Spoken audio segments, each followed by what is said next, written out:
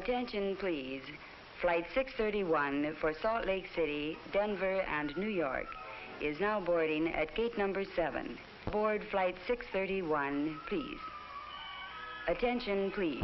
Flight 549 from Miami and intermediate cities. Now down to Boston, over to El Paso, into Chicago, out to Portland, Oregon. 9.5 hours from coast to coast. 4.5 hours from Jackson, Mississippi to Detroit, Michigan. North, south, east, west. There are 27 scheduled airlines. There are almost 600 airline stops. Every major city, every state in the 48 touched on by the unseen high roads of the sky. The easiest method of travel yet devised by man. America travels the air about its business, casual and matter of fact.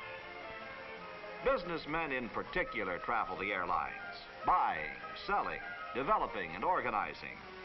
The man with the briefcase, weaving the pattern of American business, carrying contracts and plans and specifications, breaking bottlenecks, meeting deadlines.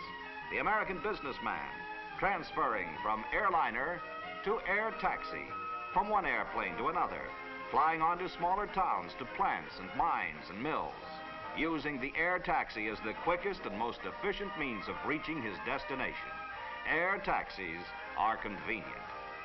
Privately owned and operated, they are comfortable airplanes piloted by experienced and able men. There are more than 1,500 such operators licensed to carry people and property. Air transportation is their business. Ground transportation is also being provided for by many airport operators. Transportation after arrival has been a major problem. No one has realized this more clearly than the men who manage the airports. They're finding ways to meet the problem. One answer is the airport courtesy car. These cars are owned and maintained by the airport.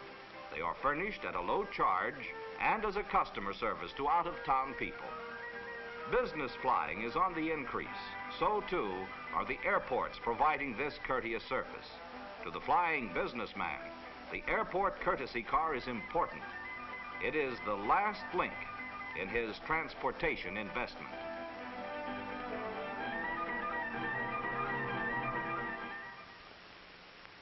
American business firms have more airplanes and do more flying than any civilian group in the world. Both civil type and military type airplanes have been converted into flying offices. These offices move over the country at speeds of from 150 to 300 miles an hour.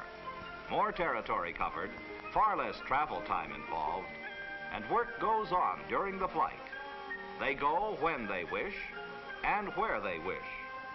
They do business as usual in the comfort and privacy of the company-owned airplane.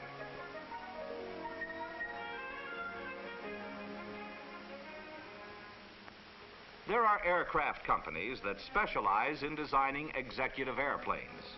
They are planned with an eye to comfort as well as efficiency, as carefully planned for privacy and livability as any home. They are designed to fit the needs of the owner, often with a living room area, built-in television, planters. Large picture windows are popular.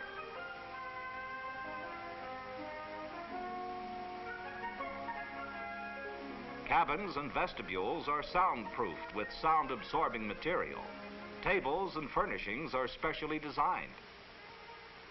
There is often an air-to-ground telephone. This company vice president flies at 12,000 feet elevation in a corporation-owned Martin B-26 conversion. He travels at 300 miles per hour in a soundproof, pressurized cabin capable of accommodating 16 people. Since many business flights are made at night, these airplanes are equipped for relaxation as well as work.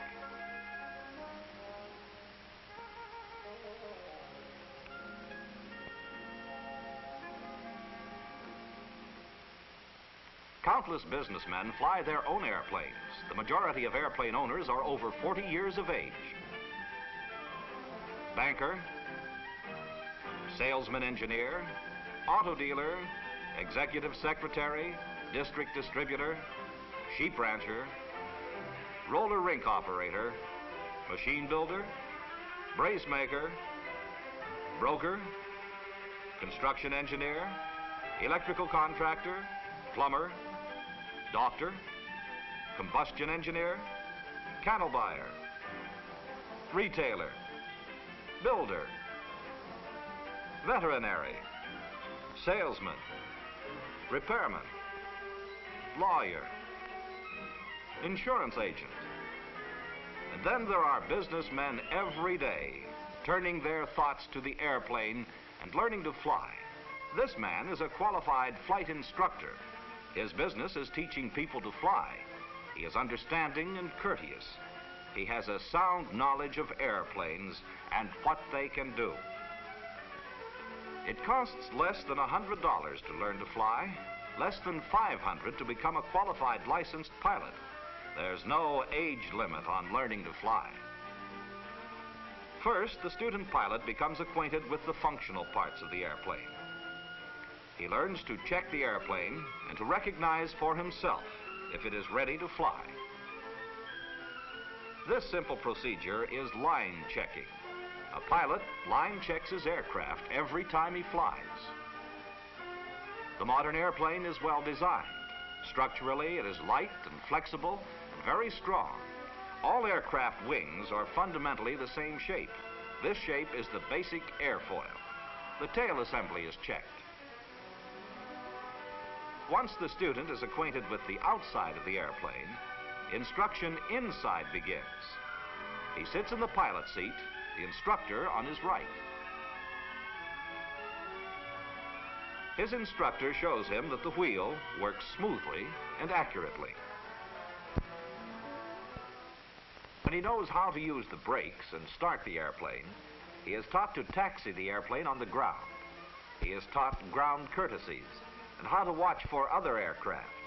Taxiing develops control which is later used on takeoff and landing. The same day, they fly.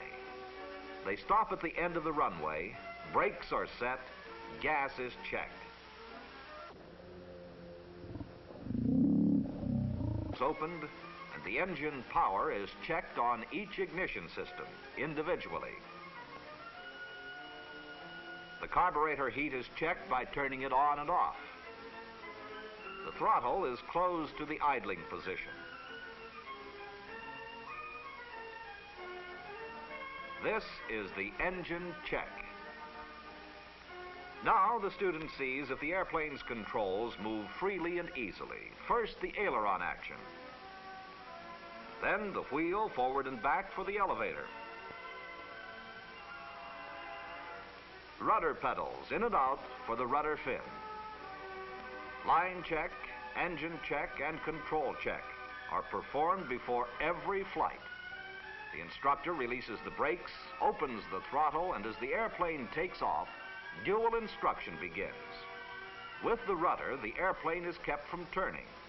After it has gained speed, the elevator is brought up and the airplane takes off.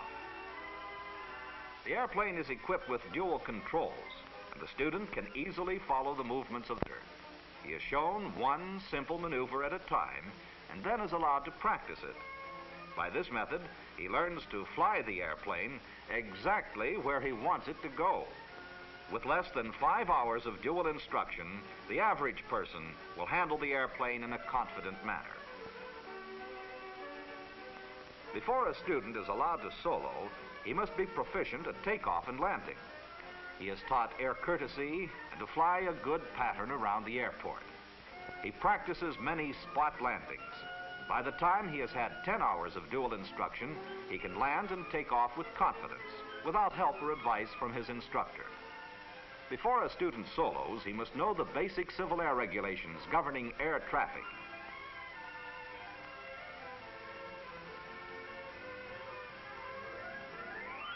When the instructor is satisfied that his student knows the simple regulations and that he is capable of flying the airplane alone, he asks him to make 3 takeoffs and 3 landings.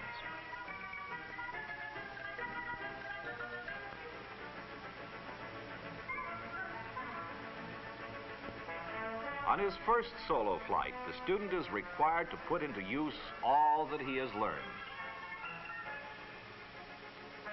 He has been taught to watch for other aircraft. He has been taught to make a proper final approach. He knows how to keep the proper airspeed, control wheel forward for more airspeed and wheel back for less. As he approaches the runway, he slows down. And as the airplane touches the ground, the control wheel is all the way back. After 40 hours of mixed dual and solo flying, he passes the regulation flight check. He takes a written examination which assures that he understands the basic principles of map reading, weather, and flight. His instructor checks him out in other airplanes. Now, a qualified licensed pilot, the businessman is interested in finding the specific airplane that will meet his needs. His hours in the air while learning to fly and while taking his cross-country flight instruction have been planned to do double duty. Each flight has been a business trip. His travel time has been cut 80%. He knows exactly how airplane ownership will benefit him. American aircraft designers and manufacturers are developing new airplanes. The Aero Car, both ground vehicle and airplane.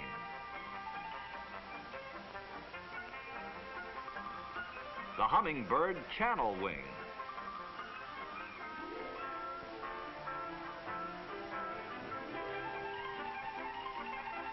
"90% of all airplane owners pilot their own airplanes. They use executive types such as the Aero Commander, the 4 or 5 place 310 Cessna, manufactured in Wichita, Kansas.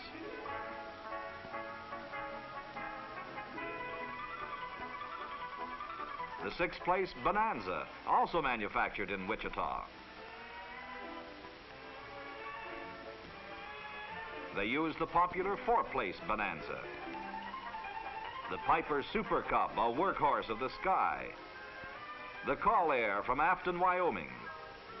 Aeroncas. Stinsons. Air Coups. Luscombe's. Navions. There are all kinds of airplanes. Their biggest single user is the businessman. The economics of time and travel have made them a vital part of America's life.